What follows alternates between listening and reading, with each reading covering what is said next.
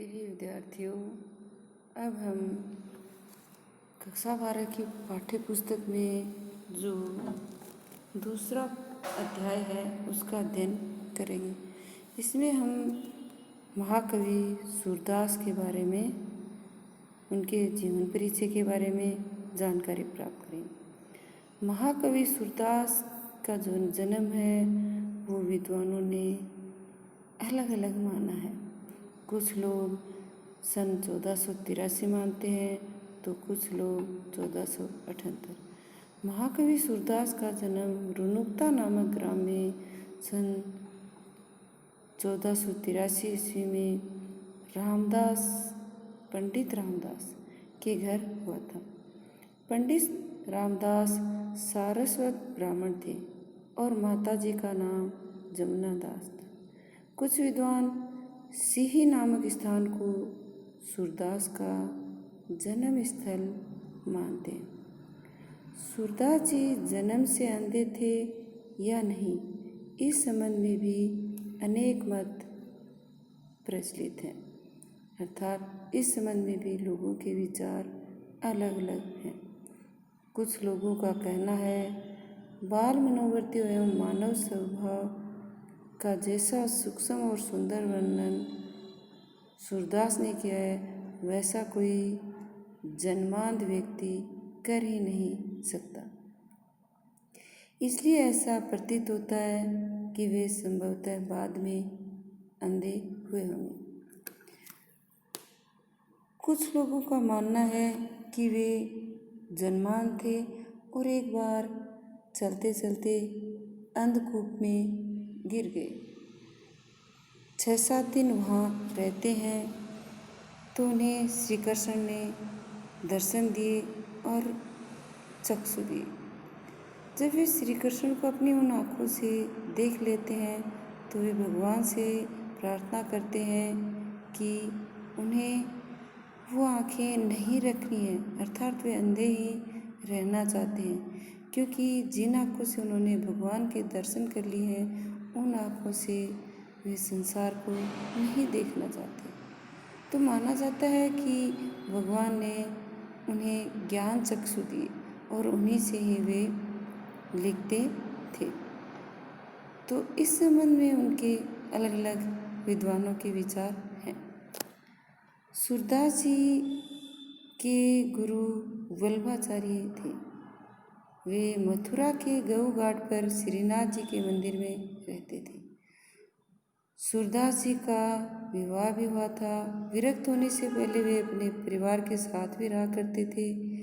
पहले वे दीनता के पद गाया करते थे, किंतु वल्लभाचार्य के संपर्क में आने के बाद वे कृष्ण लीला का गान करने लगे। कहा जाता है कि एक बार मथुरा में सूरदास जी से तुलसी भेंट हुई। धीरे धीरे दोनों में प्रेम भाव बढ़ गया। सूर से प्रभावित होकर तुलसीदास ने श्री कृष्ण गीतावली की रचना भी की थी। सूरदास जी को हिंदी साहित्य का सूरज भी कहा जाता है। वे अपनी कृति सूर सागर के लिए प्रसिद्ध है। कहा जाता है कि उनकी इस कृति में लगभग 10,000 गीत हैं, जिनमें से आज केवल 8,000 ही बचे हैं। कुछ लोग 1 लाख भी मानते हैं। उनके इन गीतों में कृष्ण के बचपन और उनकी लीला का वर्णन किया गया है। सूरदास कृष्ण भक्ति के साथ ही अपनी कृति सूर सागर के लिए भी जाने जाते हैं। सूरदास को अष्टछाप कवियों में शीर्ष पर माना जाता है। कृष्ण के लोक रंजक रूप को काव्य का आधार बनाकर जयदेव और विद्यापति की गान परंपरा को भी आगे बढ़ाया। सूरदास का काव्य हिंदी साहित्य की अमूल्य निधि है। उनके बारे में कहा गया है सूर सूर तुलसी शशि उद्गण केशव दास अब के कवि खदोत समझात है करत प्रकाश। सूरदास ने उच्च कोटि का साहित्य सृजन किया और ब्रज भाषा में श्री कृष्ण की लीलाओं का सुंदर चित्रण किया। सूरदास मधुर कविताएं और भक्ति संबंधी गीत लिखकर लोगों को अपनी तरफ आकर्षित करते थे, अर्थात उनके भक्ति और मधुर गीतों से प्रभावित होकर लोग आकर्षित हो जाते थे। धीरे धीरे उनकी ख्याति भी बहुत बढ़ती गई और कहते हैं कि मुग़ल शासक अकबर भी उनके दर्शक बन गए। सूरदास ने अपने जीवन के अंतिम वर्षों को ब्रज में बिताया और भजन गाने के बदले उन्हें जो भी कुछ मिलता उन्हीं से अपना गुजारा करते। सूरदास जी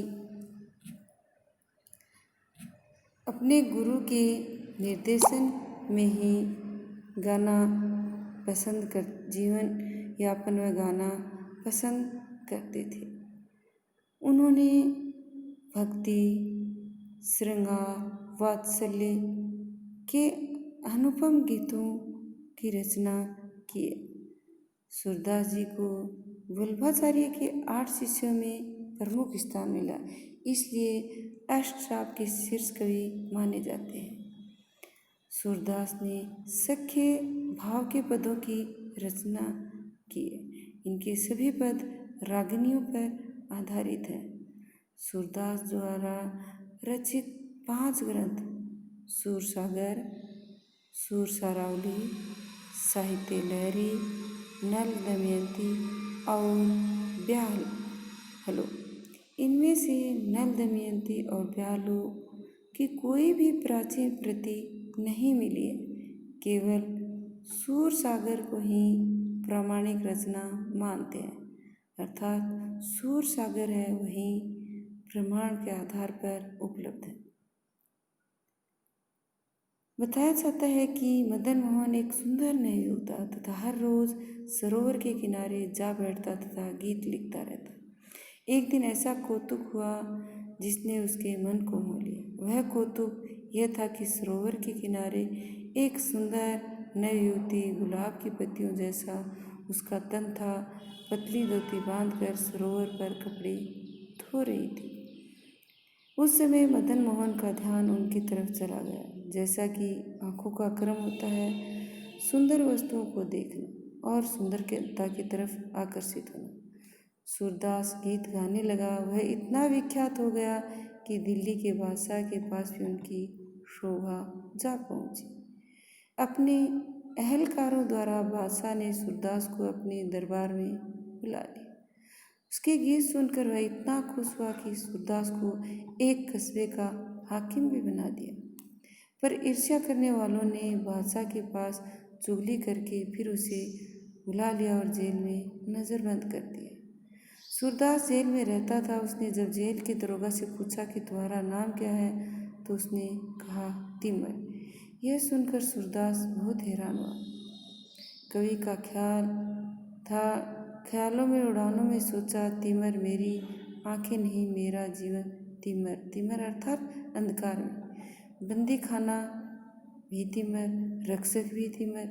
उसने एक गीत की रचना की तथा गीत को बार बार गाने लगा। वह गीत जब बादशाह ने सुना तो खुश होकर सूरदास को आज़ाद कर दिया तथा सूरदास दिल्ली जेल में से निकलकर मथुरा की तरफ चले गए। रास्ते में कुआं था, उसमें जो पहले तुम्हें बता दिया गया उसमें गिरा हुआ माना जाता है। तो इस प्रकार उनके जीवन व घटनाओं के संबंध में विद्वानों ने अलग अलग विचार प्रयुक्त किए। सूरदास ने अत्यंत ही दुर्लभ भक्ति और श्रृंगार से मिश्रित संयोग और वियोग का वर्णन किया है, जिसे किसी के द्वारा पुनः रचना करना अत्यंत कठिन हो। सूरदास के द्वारा लिखित कूटपद बेजोड़ है। यशोदा मैया के पात्र के शील गुण पर सूरदास ने भी चित्रण किया। सूरदास द्वारा लिखी गई कविताओं में प्रकृति सौंदर्य भी अद्भुत है और हिंदी साहित्य के इन्हें महाकवि माना जाता है। माना जाता है कि इनकी बचपन से ही गायन में रुचि थी और इसीलिए वल्लभाचार्य ने इन्हें अपना शिष्य बना लिया था।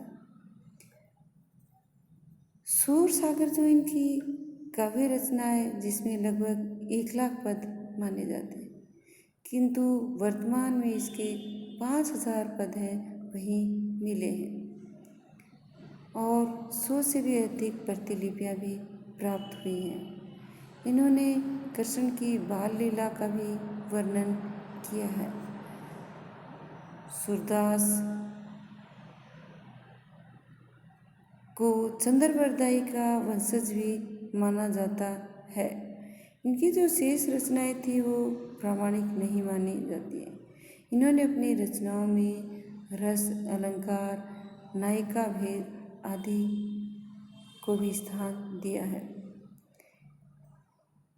कवि सूरदास का निधन पारसोली में माना जाता है, जो सन 1563 ईस्वी में मानते हैं और कुछ लोग 1584 में इनका निधन हुआ मानते हैं। हमारा जो अध्याय है भ्रमर गीत के चयनित कुछ पद, इस पाठ में सूर सागर के भ्रमर गीत के पद लिए गए। श्री कृष्ण ने विरह वेदना से व्यथित, जब श्री कृष्ण मथुरा चले जाते हैं और उनके वियोग में गोपियाँ बहुत व्यथित हो जाती हैं, तो श्री कृष्ण को पता चलता है और वे अपने परम मित्र उद्धव, जो बहुत ही ज्ञानी थे, उन्हें गोपियों को समझाने के लिए भेजते हैं। श्री कृष्ण जब उद्धव के सामने उनकी चर्चा करते हैं तो उद्धव का मानना था कि वे अपने ज्ञान के माध्यम से गोपियों को समझा देंगे। श्री कृष्ण गोपियों को निर्गुण ब्रह्म व योग का उपदेश देने के लिए उद्धव को भेज देते हैं। उद्धव जब गोपियों को समझाने लगते हैं तब वहाँ एक भौरा आ जाता है। मधुप जो फूलों का रस पीने वाला है वह भौरा आ जाता है। गोपियाँ उद्धव को सामने कुछ न कहकर, अर्थात उसे संबोधित न करके उस भौरे को संबोधित करके उद्धव को समझाती हैं कि उनके तो अनन्य प्रेमी श्री कृष्ण ही है। इसके अलावा जिसका भी उपदेश देंगे या जिसका भी ज्ञान देंगे वह उन्हें कड़वी ककड़ी के समान लगेगा। और वे बताती है कि उनकी आंखें हैं वो बहुत ही व्याकुल हो गई श्री कृष्ण का दर्शन करने के लिए। गोपियाँ निर्गुण ब्रह्म का उपदेश देने पर उन्हें यह भी प्रश्न करती हैं कि उनके जो निर्गुण ब्रह्म है उनका रूप रंग कैसा है, उनके माता पिता कौन है। इस प्रकार गोपियों से उद्धव है वो निरुत्तर हो जाते हैं। गोपियों की वाक चातुर्य के सामने वो कुछ नहीं कर पाते हैं और अंततः उनके सामने हार मान लेते हैं। तो हमारे जो पुस्तक है इसमें कुछ पद दिए गए हैं, उनका हम आगामी कक्षा में अध्ययन करेंगे। अब तुम्हें पहले पाठ के प्रश्नोत्तर करने हैं। वह जो दूसरा पाठ महाकवि सूरदास द्वारा रचित है उसका पाठ परिचय या कहें कि कवि परिचय है, उसको भी अपनी कॉपी में लिखना है। जितना आपकी पुस्तक में है उतना लिख सकते हैं, लेकिन जितना कवि परिचय बताया है उसे समझने का प्रयास करें। हो सकता है उनमें से कोई एक घटना, कोई एक कहानी तुम्हें परीक्षा में याद रहे और उसे भी तुम सम्मिलित कर सको। धन्यवाद।